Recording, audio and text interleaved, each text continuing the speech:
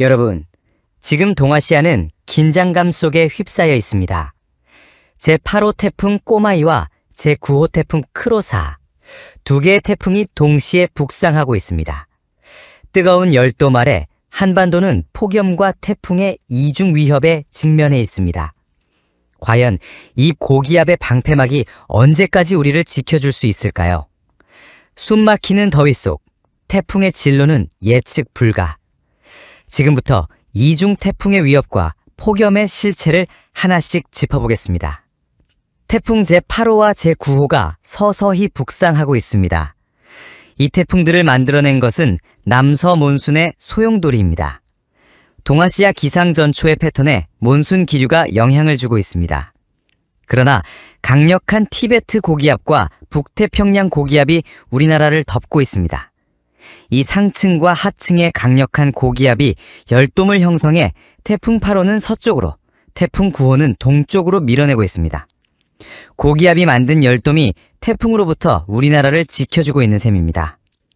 물론 우리나라를 지켜주는 것은 고마운 일이지만 이제는 열돔아 뚜껑을 열었으면 하는 바람도 있습니다. 7월 29일 화요일, 비공식 기록으로는 경기도 광주 퇴촌에서 41.1도의 기온이 관측되었습니다. 해당 지역은 기상청의 폭염특보 미운영 지역이기 때문에 공식 기록은 아닙니다. 하지만 연일 1최고 기온이 40도를 넘고 있습니다. 이날 서울 영등포에서는 28.8도의 1최저 기온이 기록되었으며 이는 비공식 열대야 기록입니다. 이어서 기상청의 폭염특보 발효 현황을 살펴보겠습니다. 7월 30일 수요일 오전 6시 기준 우리나라 거의 전역에 폭염경보가 발효 중이며 그동안 폭염특보에서 제외되어 있던 강원도 태백시에도 폭염주의보가 내려졌습니다. 현재 특보가 내려지지 않은 곳은 제주도 한라산뿐입니다. 남쪽 해역에서는 점차 파도가 높아지며 풍랑주의보가 발효되어 있습니다. 멀리 남쪽 바다에서는 태풍 제8호 꼬마이의 영향이 해상을 통해 서서히 전해지고 있습니다. 참고로 강원도 태백시는 여름철에 폭염특보가 거의 내려지지 않는 지역입니다. 이는 태백시의 평균 해발 고도가 약 900m에 이르는 고지대 도시이기 때문입니다. 낮 동안 기온이 올라가더라도 해가 지면 기온이 급격히 떨어지면서 열대야가 없는 것이 특징입니다. 하지만 태백시까지 폭염특보가 내려질 정도라면 올해 폭염이 얼마나 심각한지를 잘 보여줍니다. 기상청의 태풍 예상 경로를 살펴보겠습니다. 현재 북상 중인 태풍은 제8호 꼬마이와 제9호 크로사입니다. 태풍 꼬마이는 서쪽으로, 태풍 크로사는 동쪽으로 이동 중이지만 우리나라를 둘러싸고 있는 열돔을 뚫지 못하고 폭염 지역을 우회하고 있습니다. 아래 원형구역은 예보원입니다. 이 원 안에 태풍 중심이 들어갈 확률이 70% 이상이라는 뜻이며 원이 클수록 경로 예측이 불확실하다는 것을 의미합니다. 두 태풍의 예보원을 비교해보면 태풍 9호 크로사의 예보원이 훨씬 큽니다. 이는 크로사의 예상 경로가 더 불확실하다는 의미입니다. 먼저 태풍 8호 꼬마이의 경로를 보겠습니다. 7월 30일 수요일 오후 3시경 태풍은 중국 동해안에 상륙할 것으로 예상되며 중심기압 985헥토파스칼, 최대 풍속 초속 22m, 강도는 1단계로 분석됩니다. 이후 북상해 상하이를 지나 8월 2일경에는 열대저압부로 약화될 것으로 예상됩니다. 예보원을 보면 태풍이 서해로 빠져나갈 가능성도 존재합니다. 다음은 태풍 9호 크로사입니다. 현재 예보원이 한 지점에 겹쳐져 있는데 이는 태풍이 그 자리에서 정체하고 있다는 것을 보여줍니다. 태풍을 북상시킬 상층 제트기류가 약화된 상태로 태풍은 스스로 움직이지 못하기 때문에 외부 바람의 도움을 기다리고 있는 중입니다. 7월 30일 수요일 오후 3시 기준 태풍은 중심기압 980헥토파스칼, 최대 풍속 초속 29m, 강도는 2단계로 분석됩니다. 태풍은 북서남향으로 이동한 뒤 일본 남쪽 해역에서 북동 방향으로 전향할 것으로 보입니다. 하지만 예보원이 매우 넓기 때문에 실제로 어디로 향할지는 예측하기 어렵습니다. 일본에 상륙할 가능성도 있으며 그대로 해상으로 멀어질 가능성도 있습니다. 7월 30일 수요일 정오 기준 태풍 꼬마이는 중국 동해안에 위치하고 있으며 조만간 상하이 부근에 상륙할 것으로 보입니다. 한편 우리나라 부근을 덮고 있던 고기압이 둘로 갈라지면서 태풍 꼬마이가 북상할 공간이 생긴 것으로 보입니다. 태풍 9호 크로사는 일부 오가사와라 제도 부근에서 정체 중이며 이 역시 곧 북상할 것으로 예상됩니다. 하지만 두 태풍 모두 예상 경로가 자주 바뀌고 있습니다. 이는 태풍을 운반해줄 바람이 약하기 때문입니다. 바람이 약하면 태풍은 마치 술에 취한 듯 불안정하게 움직이게 됩니다. 또한 북쪽에 위치한 고기압의 세력도 계속해서 변화하고 있어 경로 예측에 어려움을 주고 있습니다. 특히 예상 경로가 크게 변경된 것은 제9호 태풍 크로사입니다. 이번 태풍의 움직임은 당초 예측을 벗어나 새로운 경로를 형성하면서 기상당국과 국민들의 주의를 끌고 있는데요. 먼저 앞서 발생한 제8호 태풍 꼬마이의 경로부터 차근차근 짚어보겠습니다.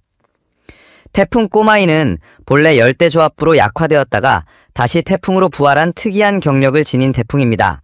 어제까지만 해도 꼬마이의 예상 진로는 비교적 명확했으며 오늘 발표된 최신 자료에서도 큰 차이는 보이지 않았습니다. 실제 예보건도 어제와 거의 유사한 형태를 유지하고 있습니다. 이처럼 열대조합부로 소멸된 태풍이 다시 태풍으로 재생성되는 경우는 매우 드물기 때문에 기상학적으로도 주목받는 사례입니다.